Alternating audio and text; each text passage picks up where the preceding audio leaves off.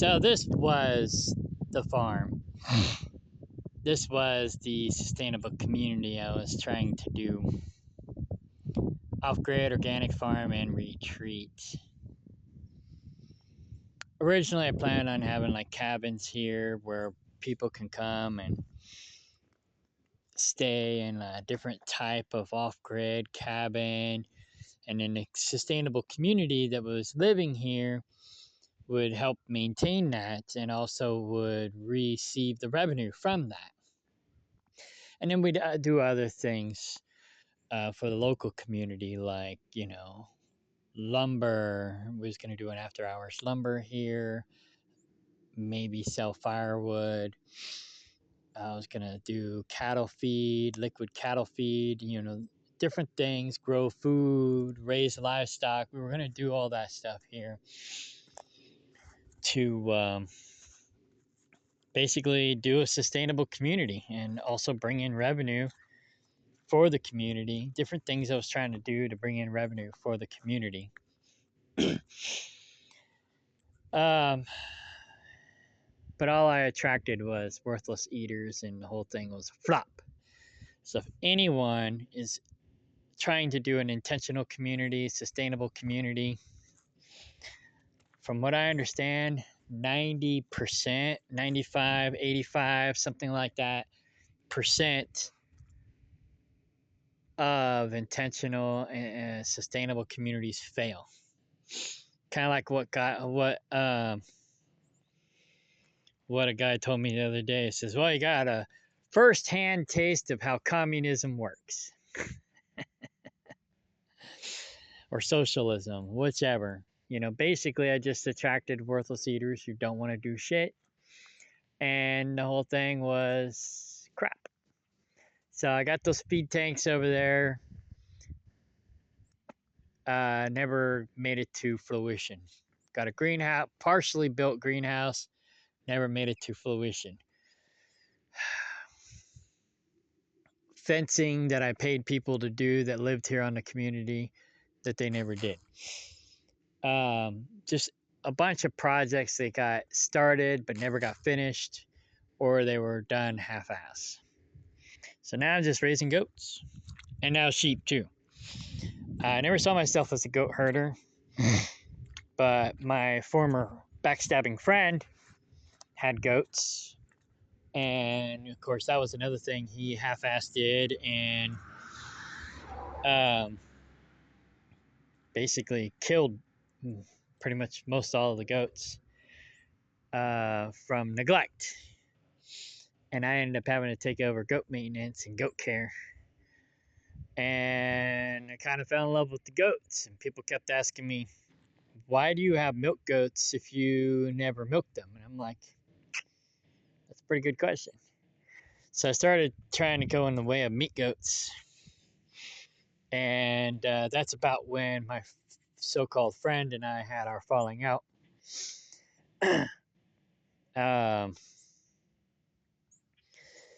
And then he stole half my herd. I sold the other half and started over after I finally got rid of him. Now he's probably got, I think, 2 or 3 goats left. I can't recall exactly. Every time I do a drive-by of the place that he's staying at, this other lady in Eldo that he's mooching off of, she has property over there, and he only has 1 goat yard, so he doesn't rotate them. They're parasite-ridden, most likely. He won't give them Cydectin, so they're going to die. He never trims their hooves, so they're going to get hoof rot. Yeah. But anyways, so I've regrown my herd. I've got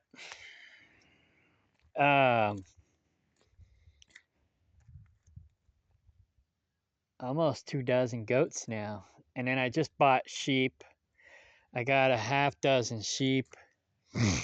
So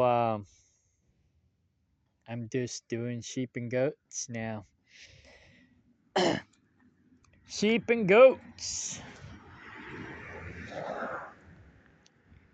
I've been doing something that I should have been doing a long time ago, but I didn't know about it a long time ago. I knew about IRA, I knew about day trading, I knew about mutual funds, barely. But I didn't really know much about stocks. My brother, well, I got into Cash App just because it was like a PayPal. And I knew that you could do Bitcoin on there. And so when Bitcoin started losing money 2 years ago, a little over 2 years ago, my brother was like, I just lost $700 in Bitcoin. I think he was talking about digital currency in general, but he just said Bitcoin. And maybe it was Bitcoin, I don't know. So I was like, hey, now it's time to buy. So that's when I started messing with Bitcoin. And then with Cash App. And then um,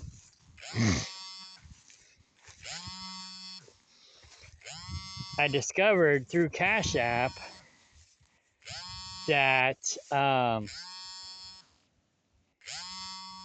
they had other stocks. So I started messing with day trading at that point. I started just buying $1 of each stock with Cash App. And then I started getting dividends off of some of them. And I was like, what the heck is this? So I called my Edward Jones broker. And because that's where I have my IRA. And I started picking his brain. And he kind of educated me. Once I finally realized what dividend stocks were, I started getting away from day trading. And I pretty much went full bore with dividend stocks. So basically, right now, 10% of my money is going into dividend stocks. Um, and the rest is going towards paying my debts and paying my bills. Trying to get my dividend stocks up so that basically it'll replace my income and I can be here more to work on this.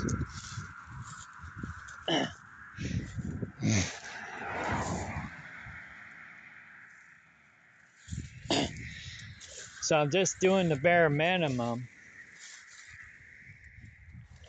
while I get my dividend stocks up.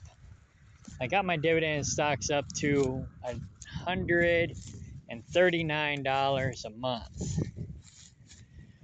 So that's 1 week's paycheck a year.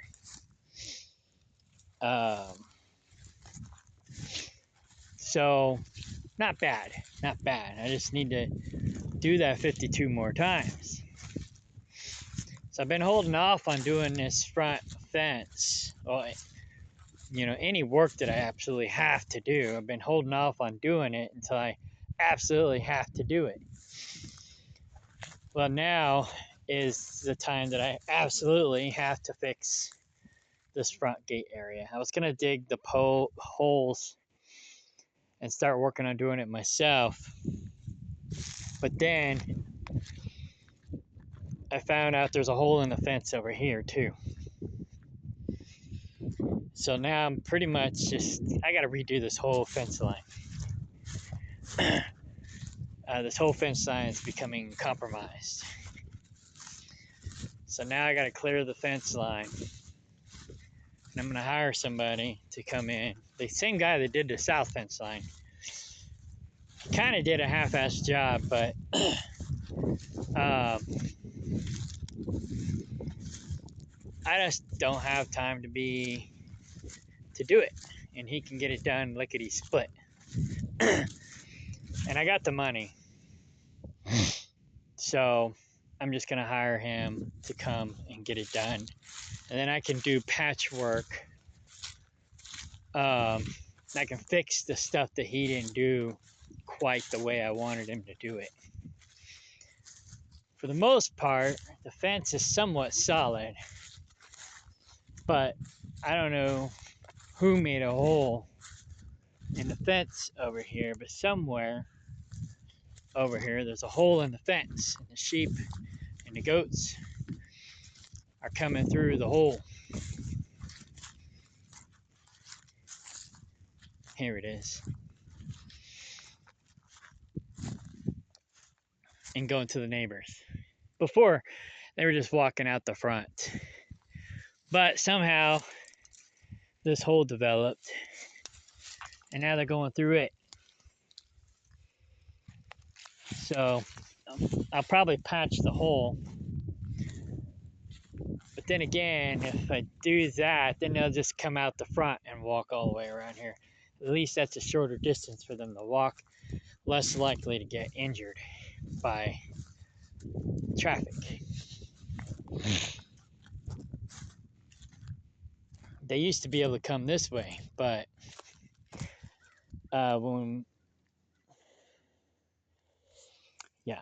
but I fixed that, so they can't do that anymore. Apparently, the old fence line was over here, but the actual property line is here. So, what I'll probably do, this guy does the welded beams like this. I wanted him to come out and do my corner post for me, and then I was going to do the rest, but now I'm just going to have him do the whole thing. Maybe fix that corner, put more H-posts like that, and then fence it. And this is redundant. I pay a little bit more to do it, but these things potentially break. So it's like if I have just one bar or two bars and one or two bars break, well, then I have no bars. So it's best to have the 5-bar system like this. And in that way, if one or two bars breaks, well, I still got I got 3 or 4 more. But anyways, so now I got a new project I got to work on, and that's clearing this fence line. So that guy could come and rip everything out and redo it. That being said, he may not want me to clear all this out. I forgot about that, because he may want to clear it out with a bulldozer. Not 100% sure. So, but I'm going to get the chainsaw out here and start working on this. So yeah, I'm just basically raising sheep and goat. No more sustainable community, like I said in the beginning of the video. If anybody is thinking about doing a sustainable community or intentional community, don't do it. I mean, unless you think that your odds are that you will be in the 5 to 10% category that is successful. First off, I'd make sure you got a lot of money. Like I said, what I should have did in the beginning was invest all my money in the dividend stocks, but I didn't know about dividend stocks back then.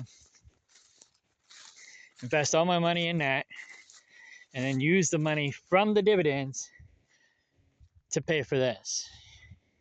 That's what I'm doing now, or at least trying to do. So, yeah, that's what I suggest. Any project for that matter. That way, your success rate is going to be a lot better because you're not dependent on the company or the business or the project making or breaking you. You'll have that extra money to back you up. Don't cash out your stocks like a friend of mine did. He cashed out his stocks to buy a truck and then went into the trucking business. He should have kept the stocks, built up the stocks to where his dividends would have paid for the truck and then went into the trucking business, then he would have been more successful. But when his truck caught fire and blew up, he was out of business and he didn't have that money anymore that he took out of the stocks.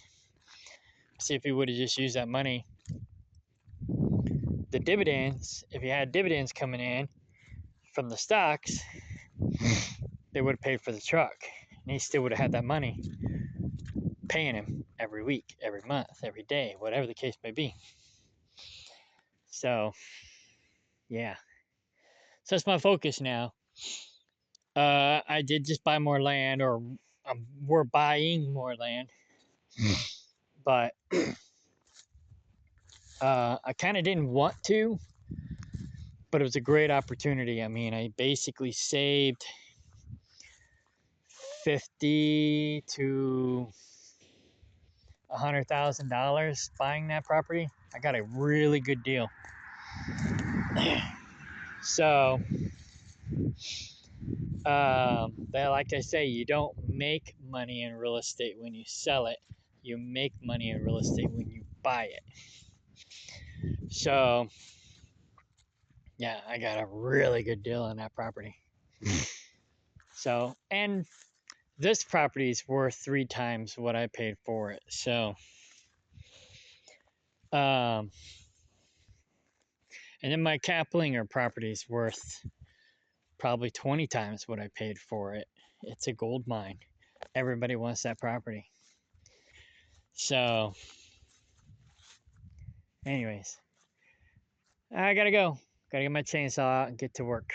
That's my new project that I gotta focus on.